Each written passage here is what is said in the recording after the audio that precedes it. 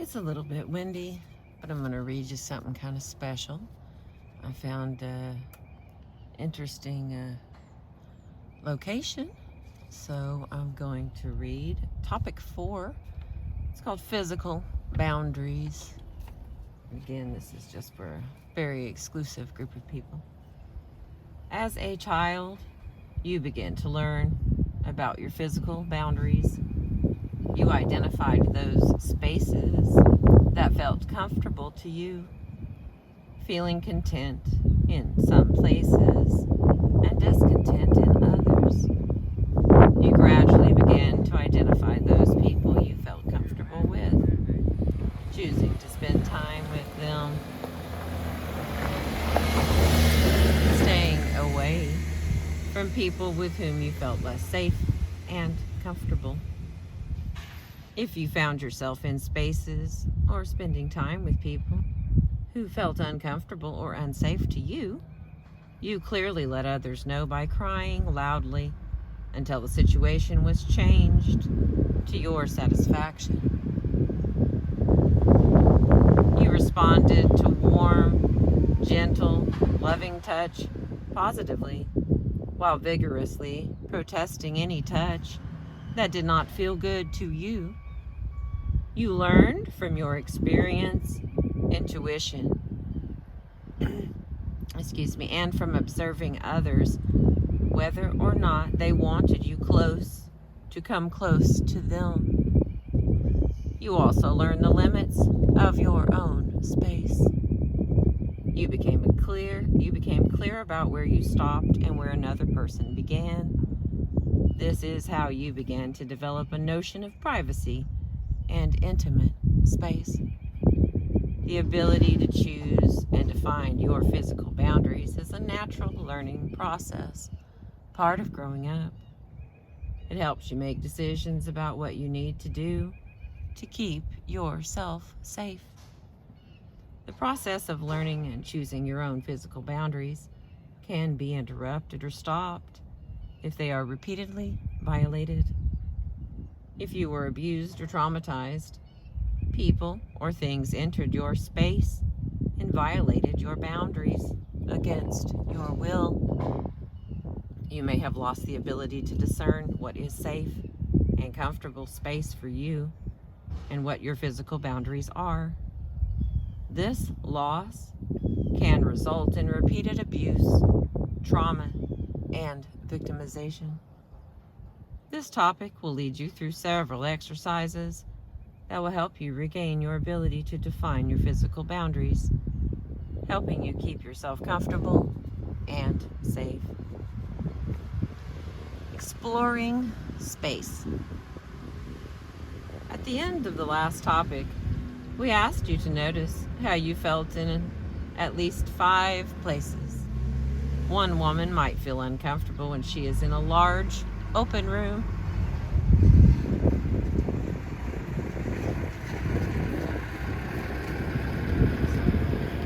Digging holes. Building homes, I guess we can say it. Another might feel most comfortable and cozy in a small room with plenty of windows. You might be surprised to notice that you feel more comfortable sitting in the park than you do in your own living room. Now, this all has a list of things to do, so if you get paper out or pause or replay me, these are all exercises to actually process things out. Make a list of the places where you noticed how you felt and write how you felt in those places. Words you might use could include comfortable, safe, secure, cozy, okay, uneasy, vulnerable, or unsafe. You've got some lines there to make a list of the places where you noticed how you felt. The next, in doing this exercise, what did you learn about your physical boundaries? And the next, these all have lines under them. Were you surprised at some of the things you learned? If so, what were those things? The next question. How could you spend more time in places that feel good or safe to you? The next question. How could you spend less time in places that do not feel good to you or make you uneasy? Excuse me. All right. If you must spend time in places that make you feel uncomfortable or uneasy, is there something you could change to make those places feel better to you? For instance, if you don't feel safe in your bedroom, could you rearrange the furniture or leave the door opened or closed to make the space feel better for you? If a workspace feels uncomfortable, could you request or arrange a change in furniture or equipment arrangement, change in the ease of access by other employees, or a change in lighting? So we've got some more lines there for you to process. The next paragraph is, if there are places where you don't feel right, but you'd like to try to make the space work for you, you can help yourself get over those feelings of uneasiness. Begin by spending short amounts of time in the space. You could start with 1 minute. When you notice you feel safe and comfortable for 1 minute, increase the time to 1.5 or 2 minutes. Continue to increase the time you spend in the space until you feel comfortable and secure there all of the time. Only you can determine how often to go to the space, how long to spend there, and when you are comfortable being there.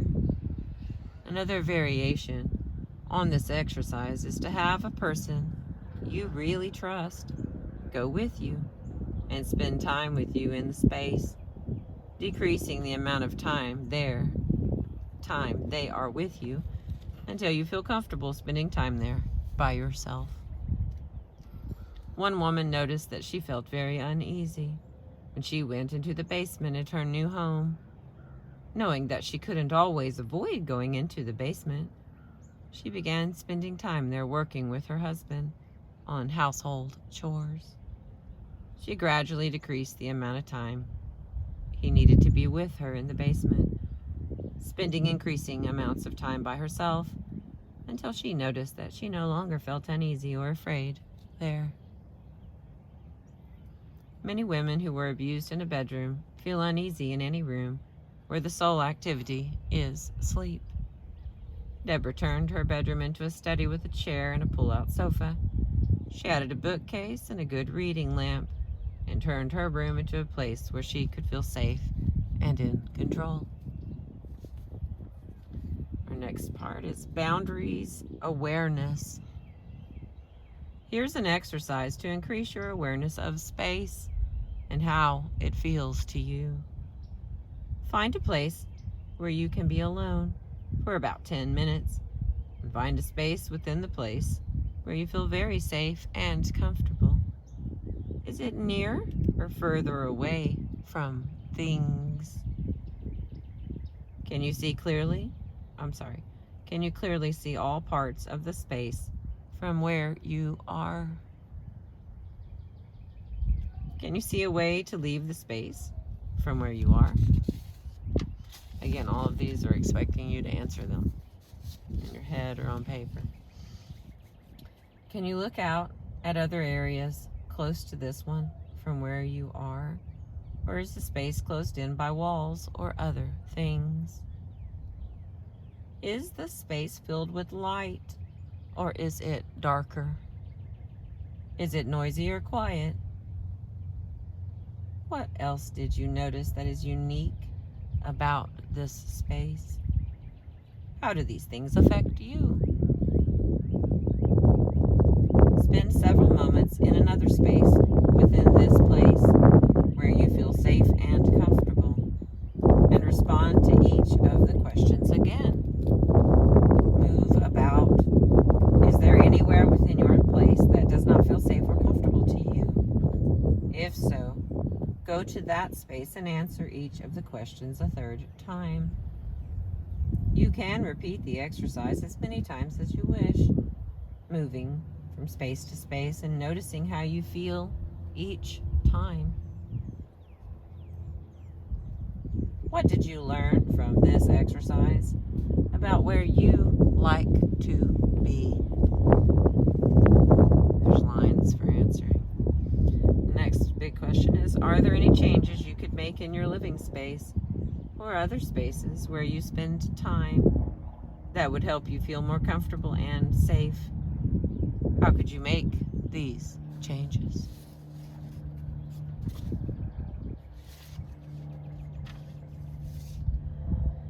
All right, the next part, exploring feelings when you are near others. At the end of the last topic, we also asked you to notice how you felt in at least 5 circumstances where you were near other people. Paula noticed that she felt very comfortable sharing a seat on the bus with an older woman, but not at all comfortable when sharing the seat with a middle-aged man with light-colored hair and a dark beard. Jane felt anxious and unsafe when she was sitting in a large room crowded with people. However, when she was in a smaller room with several people she knew, she felt fine. Make a list of the situations you choose and write how you felt in each of these situations. The next question. In doing this exercise, did you learn some things about your physical boundaries with other people? If so, what did you learn? Write it down. The next question. Were you surprised at some of the things that you noticed? If so, what surprised you? How could you spend more time with people and in situations that feel good or safe to you? Are there some ways you could spend less time with people and situations that don't feel good to you or make you feel uneasy? Answer the question. All right. If someone violates or tries to violate your space, making you feel uncomfortable and unsafe, you can take action to change the situation. Depending on the situation and what you feel comfortable doing, you can, number 1, tell them how you feel, what is okay and not okay to you. For example, you might tell an uncle who is always trying to kiss you that you do not want to be kissed by him, or that you do not want him to touch you at all. You can tell an acquaintance that you are uncomfortable being hugged by him or her. Number 2, avoid people who are making you feel uncomfortable or unsafe. Stay away from places where they might be. For instance, if you don't like being around people who have been drinking, avoid places where alcohol is served. If a relative mistreated you in the past, avoid attending events where that person might be present. You might decide to no longer attend family reunions in order to avoid a cousin who harassed and molested you when you were a child. Or you might stay out of parts of the city where you know illegal drugs are routinely sold. Avoidance is not a cop-out. It is a totally acceptable way of keeping yourself safe.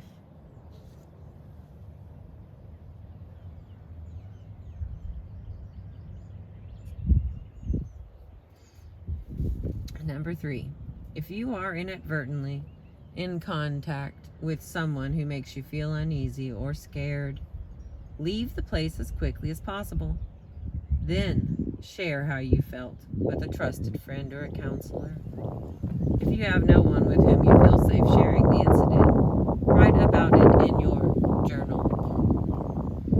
And the final one, number 4, if someone violates your space or hurts you, it does not stop when you tell them to stop. Do whatever you need to do to get away from them as quickly as possible while keeping yourself safe.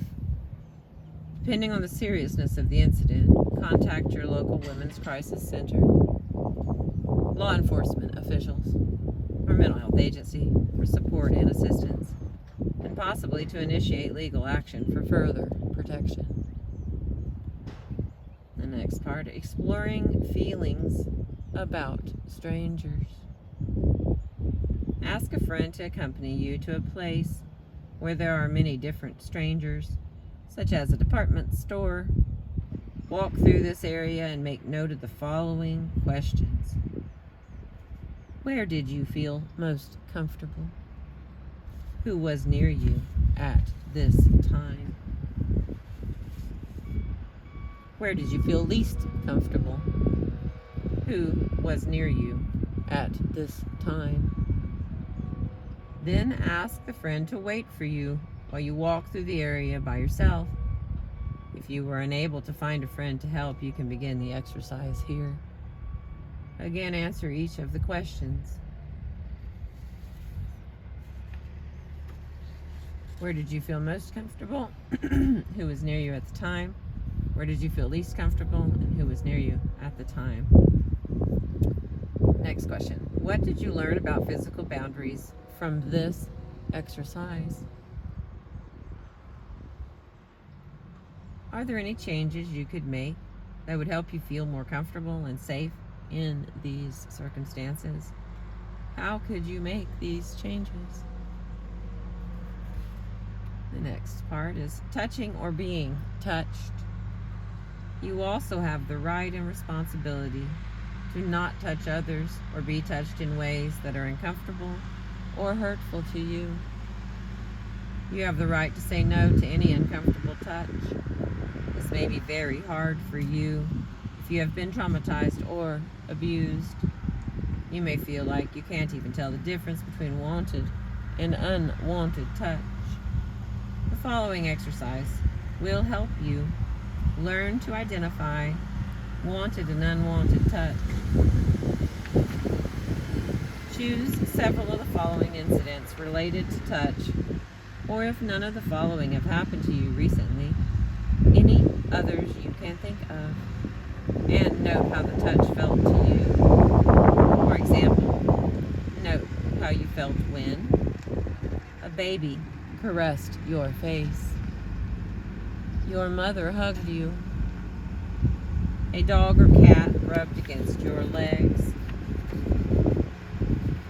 you gently rubbed your own face, you gently rubbed sensitive parts of your body, someone else rubbed parts of your body.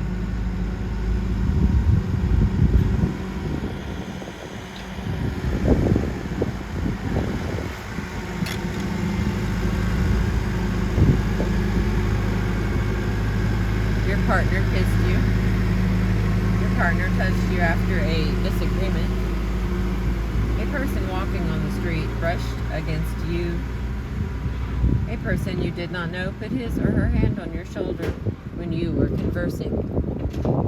A cashier inadvertently touched your hand. And then we've got categories here. The circumstance, how it felt, what I learned. Circumstance, how it felt, and what I learned. And it continues to do that for all those questions. Do you think you can avoid unwanted contact or touch, either now or in the future? Why or why not? Of course, certain kinds of necessary medical testing and treatment may involve unwanted or uncomfortable touch. But even in such cases, you can make decisions about what you will and will not have done to your body. You can ask for a particular person to administer the procedure, or you can request a different procedure, anesthesia, or pain-reducing medication. For instance, Marley was having a colonoscopy. The person who was to the procedure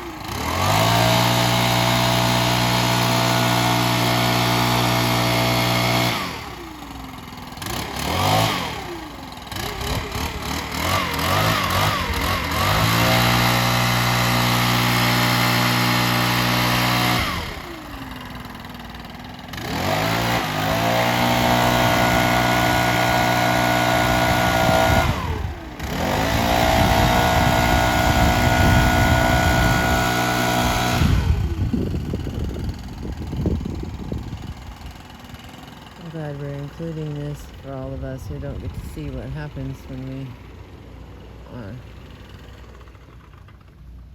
when these things are being planned otherwise. So, okay, I'm going to continue, hopefully. Yeah, he took it off. The person who was to administer the procedure was a young man who reminded her of a man who had harassed her. She requested that a woman administer the procedure, and her request was granted. She knew she had a right to refuse the test if a woman was not available, have it rescheduled on a day when a woman was available, or have the test administered at a different facility where a woman was available. Many women find that visits to the gynecologist are especially troubling. In fact, a number of trauma survivors report that they avoid important tests, such as pap smears and mammograms, because being touched makes them so frightened. If you are almost phobic about seeing a gynecologist, you are not alone. There are some things you can do, however, to make your visit to the gynecologist easier. First, choose your doctor carefully. Would you feel better seeing a woman, a younger or an older physician, a friendly or an all-business type? Get recommendations from friends before you make your appointment. Hey.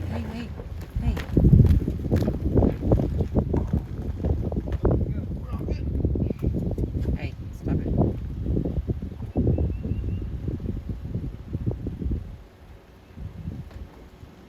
There's a lot going on over here. Preparation.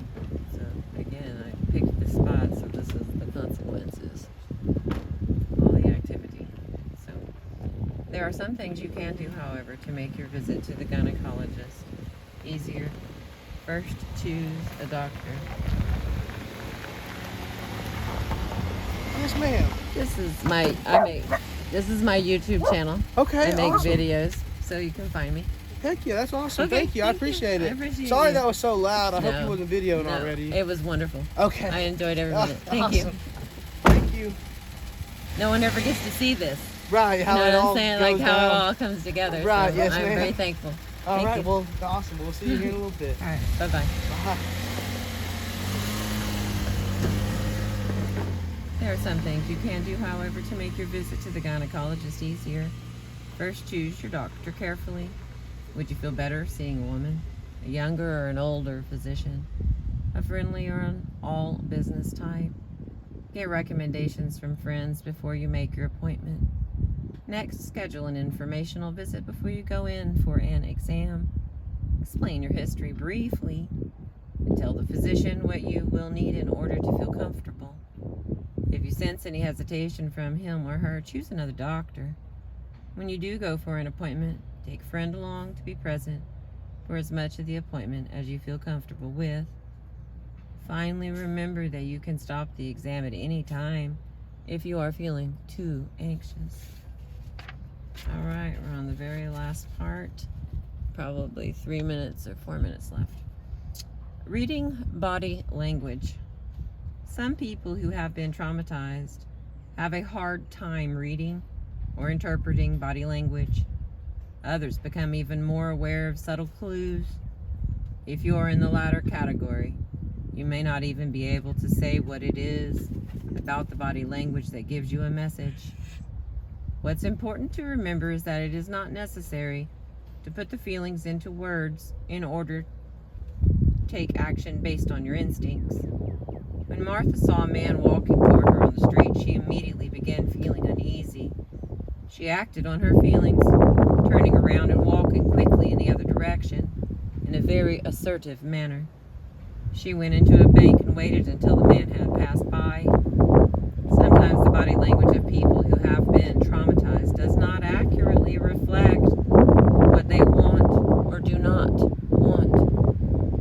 You may want to think about this and practice making some changes in your body language to more accurately reflect what you really want and do not want.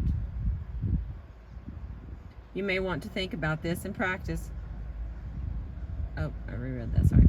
Practice the following using body language only.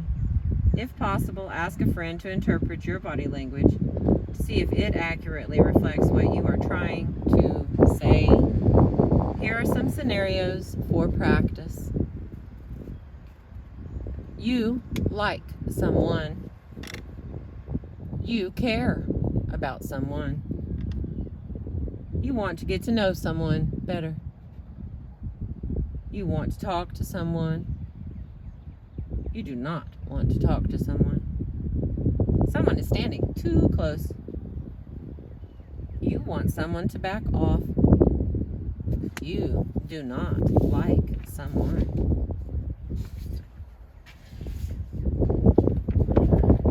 You do not want someone to touch you, or you do want someone to stop touching you. All right, here's the last. It's optional activity. Whether you live alone or with others, you need and deserve a special place in the world that is just yours. A place where you feel comfortable and secure. It may be a small corner of a shared room, a room of your own, or a whole apartment or house. If you are traveling, your space may be the things you carry with you and use to make each new place where you stay feel comfortable. Now that you are more aware of your physical boundaries, are there some changes you can make in your special place to make it feel better to you? Consider some of the following ideas. Rearrange the furnishings. Rearrange your things.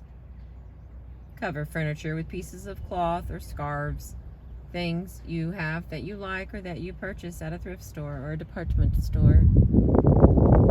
Add furnishings that make the space feel better to you, such as pillows and throw rugs. Decorate with pictures, art, and objects you enjoy. Paint the walls, floor, and or ceiling in colors that make you happy. Improve or replace, or have your landlord improve or replace locks and other security devices. You do not need to make these changes all at once. You can work on them gradually. And the very final piece of things to remember every day.